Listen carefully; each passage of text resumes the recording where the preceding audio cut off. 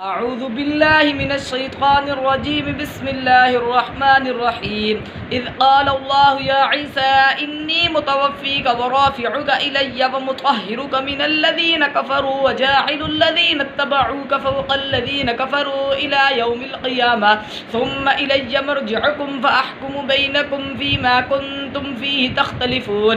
فأما الذين كفروا فأعذبهم عذابا شديدا في الدنيا والآخرة وما لهم من ناصرين. وأما الذين آمنوا وعملوا الصالحات فيوفيهم أجورهم والله لا يحب الظالمين. ذلك نتلوه عليك من الآيات والذكر الحكيم. إن مثل عيسى عند الله كمثل آدم خلقه من تراب ثم قال له كن فيكون.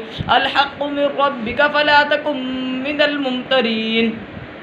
فمن حاجك فيه من بعد ما جاءك من العلم فقل تعالوا ندعو أبناءنا وأبناءكم ونساءنا ونساءكم وأنفسنا وأنفسكم ثم نبتهل فنجعل لعنة الله على الكاذبين.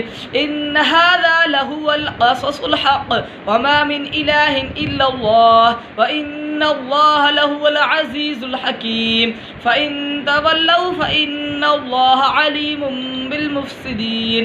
صدق الله العظيم.